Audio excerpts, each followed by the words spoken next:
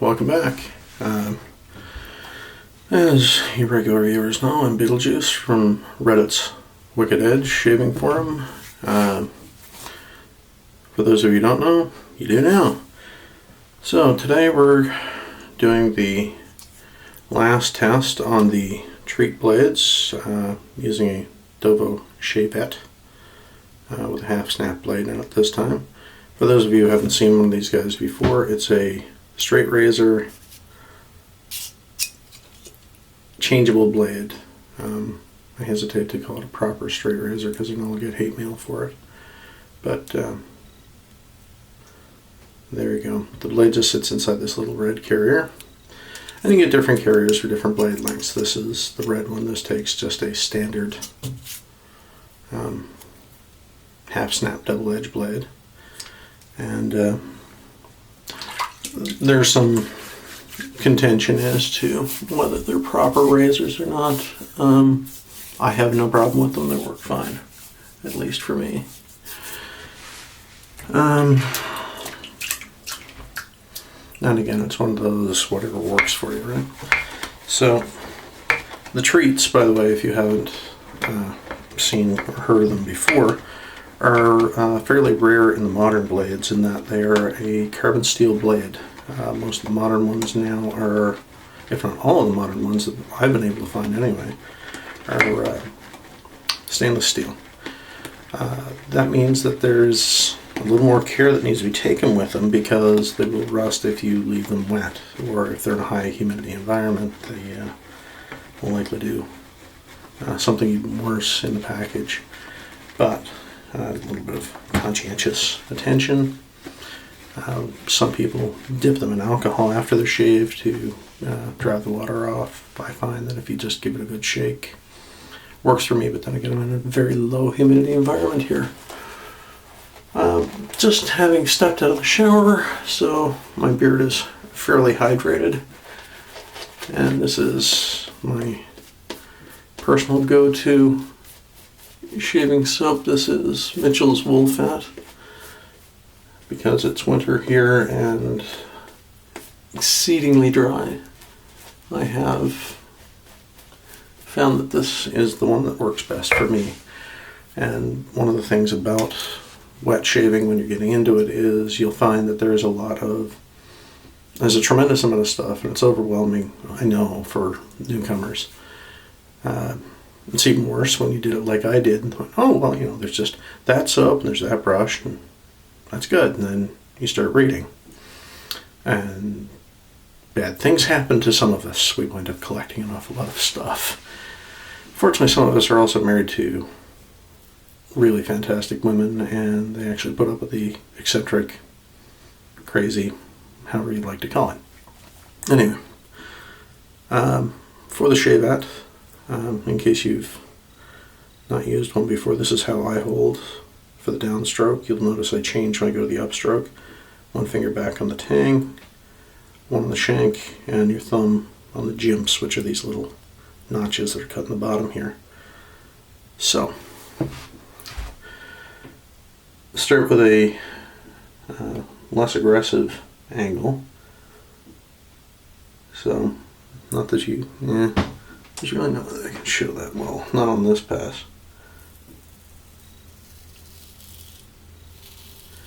Now, if you're new,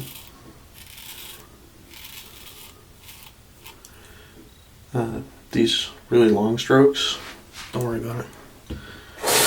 That comes with time. Since I have a history of cutting my neck, I will shut up while I'm doing this part.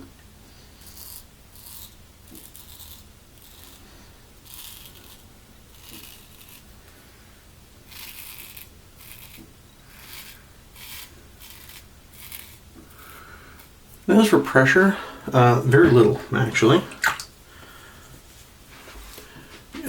If it was a regular straight razor, I would say just use the weight of the blade. This doesn't weigh enough, so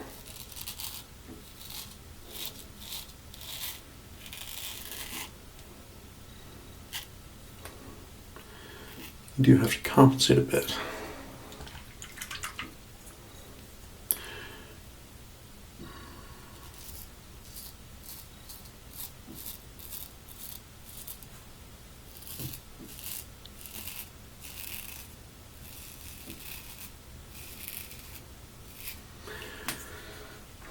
As for the Treet blades themselves, again, it's a mileage may vary thing.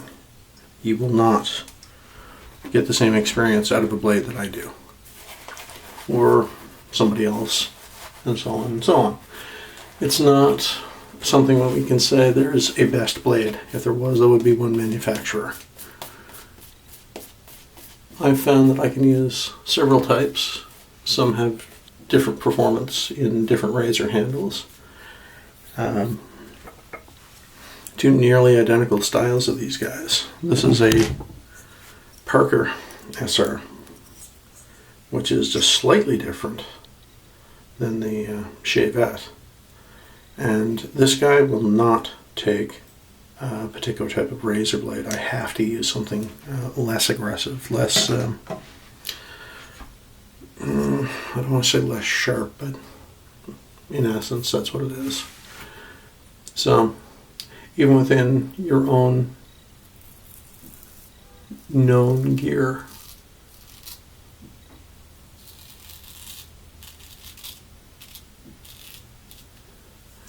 you have to be careful.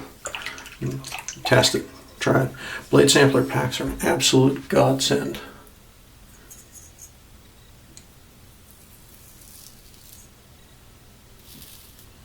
By the way, these little choppy strokes when you're first starting out are just fine. No.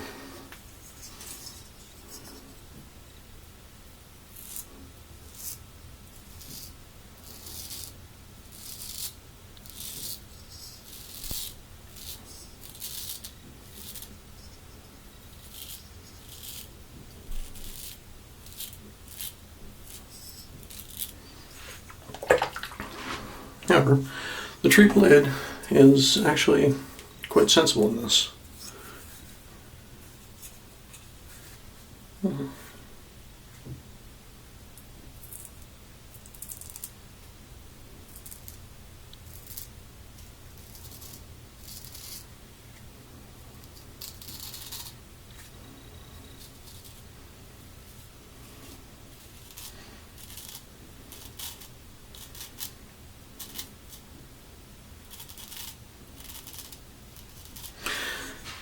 And for those of you who are interested in straight razor shaving, one of the other big questions that comes up is, how do you do that with two hands? As you've just noticed, you don't have to. It looks as awkward as all get out, but another thing about wet shaving, very important, keep your face hydrated at all times. If your lather doesn't feel right, if your lather starts drying out, if your blade is dragging, don't soldier through it, don't push through. The only award that you will get is a little red badge of stupid. Or razor burn, or razor bumps. Soap is cheap, your face isn't. So, again, for those of you, I keep forgetting, like, not everybody has seen these videos and doesn't know wet shaving to our level. So, the first pass that you saw, this was with the grain. That was across the grain. Now we're going to do against the grain. Now, not everybody can do this. A lot of times this is where people will wind up with razor bumps, razor burn. I'm capable of doing this with most of my gear. Some of it does not cooperate. And again, let me shut up on this.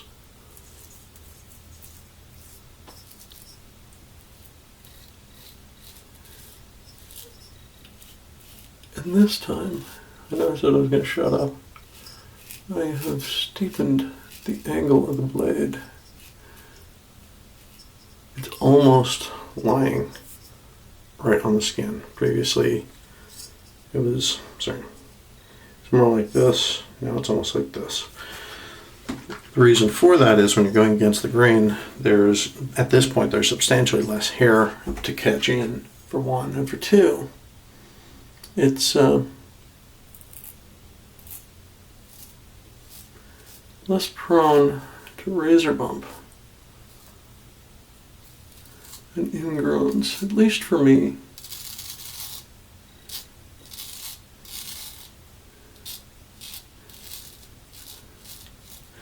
Ultimately, no one can tell you the best way to shave your face other than you. The downside is the only way that you're going to find that out is through trial and error.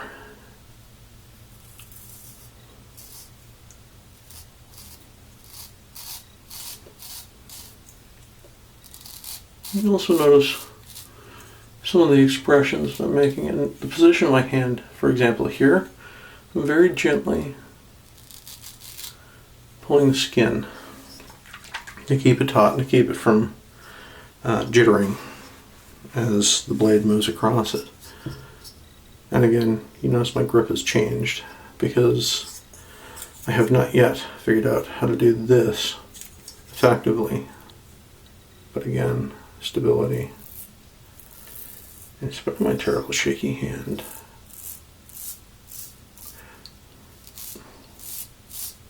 One thing on skin stretching as well.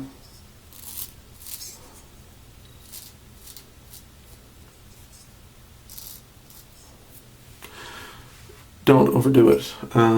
If you overstretch your skin when you release it, you will have cut the hair below the surface of the skin. When you let the skin retract, it will then push its way out through the skin itself, leaving you a wonderful, fantastic razor bump that everybody will just be oh so impressed with. Don't do it. You're better off getting a mediocre shave until you pick up how to and what works for you, then try and get a perfect baby butt smooth shave.